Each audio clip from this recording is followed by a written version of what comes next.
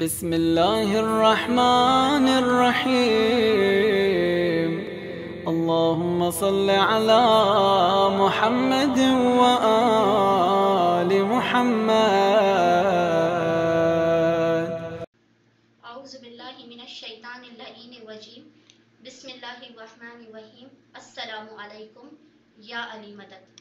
آج کی ویڈیو کے اندر میں آپ کو بتاؤں گی اسلام میں عورت کا حجاب کیا ہے، عورت کا حجاب پہ کیوں اتنا زیادہ انسسٹ کیا جاتا ہے، کیوں اتنا زیادہ زور دیا جاتا ہے۔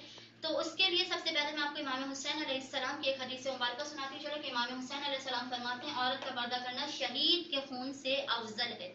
ایک باپردہ جو عورت ہوتی ہے اس کا پردہ کرنا وہ شہید کے خون سے زیادہ افضل ہے۔ اور پردے کے لیے اتنی زیادہ تاکید اس لیے کی جاتی ہے، اتنا زیادہ انسسٹ اس لیے کیا جاتا ہے کہ ہم صدائے الاجل بلند کرتے ہیں، ہم استغاثہ کرتے ہیں، لیکن کہ ہمارا نفس اس قدر پاکیزہ ہے، ہمارا نفس پاکیزہ نہیں ہے تبھی ہم باپردہ نہیں رہتے۔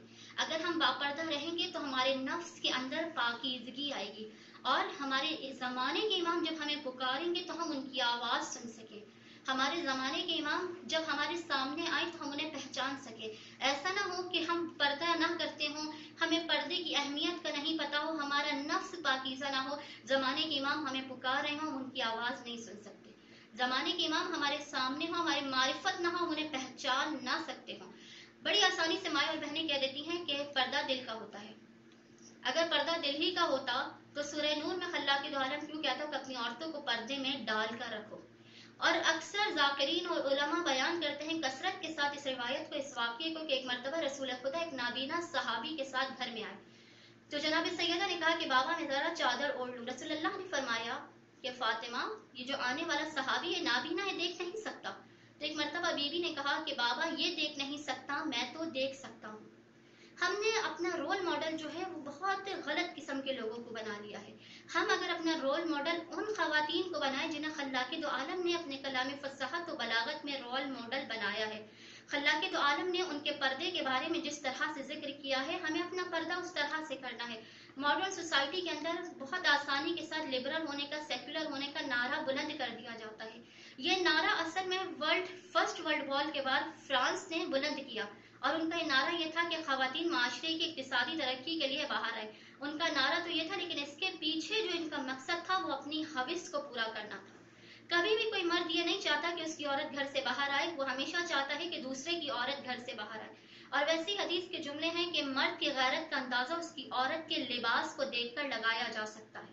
اپنے پردے کو، اپنے حجاب کو ایسا بنائیے کہ ہم کنیز زہرا ہونے کا دعویٰ کرتے ہیں تو یہ دعویٰ جناب فاطمہ الزہرا سلام اللہ علیہ بھی کہیں کہ یہ میری حقیقی معنوں میں کنیز ہے۔ اپنے حجاب کو اتنا مضبوط کیجیے۔ دوسرے امام حسن مجتبیٰ علیہ السلام کا ارشاد ہے، امام حسن کہتے ہیں اللہ اس عورت کی نماز قبول نہیں کرتا جو بالغ ہونے کے بعد بھی پردہ نہیں کرتی۔ اللہ اس عورت کی نماز ہی قبول نہیں کرتا۔ ہماری خصوصاً بر صغیر پاک و ہند میں پردے کا ایک پراپر حقیقی معنوں میں رواج نہیں ہے۔ ہمارے یہاں نماز کے لیے بھی پراپر صدر پوشی کا نہیں پتا کہ نماز میں لباس کی شرائط کیا ہیں۔ عورتیں، خواتین عموماً چھوٹے چھوٹے ململ کے دوپٹوں میں نماز پڑھ رہی ہوتی ہیں۔ مولا امام حسن مجتبیٰ کہتے ہیں اس کی نماز ہی قبول نہیں ہے کہ جو بالغ ہونے کے بعد پردہ نہ کرو۔ ہمارے یہاں رواج تو یہ کہ 12-13 سال تک کی لڑکیوں کو عموماً پراپر طرح سے حجاب کرایا ہی نہیں جاتا۔ اپنے حجاب کو مضبوط کیجیے کیونکہ امام کہتے ہیں کہ جو بے پردہ ہے اس کی نماز قبول نہیں ہے۔ ادھر جناب فاطمہ الزہرا سلام اللہ فرماتی ہیں کہ میں بے پردہ عورتوں کی شفاعت میں فاطمہ زہرا نہیں کروں گی۔ جو بھی بے پردہ خواتین ہوں گی، بی بی فاطمہ الزہرا سلام اللہ علیہا کا کہنا ہے کہ میں ان کی شفاعت نہیں کروں گی۔ اگر بی بی کی شفاعت آپ کو چاہیے تو آپ کو اپنے پردے کو مضبوط کرنا ہے۔ رسول خدا کی حدیث ہے کہ دوزخ کی بدترین جگہ پر وہ عورتیں ہوں گی جو بے پردہ پھرتی ہوں گی، بے پردہ گھومتی ہوں گی، اور اللہ کی لعنت ہے ان عورتوں پر جو بازاروں میں تیار ہو کر اپنے آپ کو تزئین و آرائش کے ساتھ، زینت کے ساتھ گھر سے باہر نکلتی ہیں۔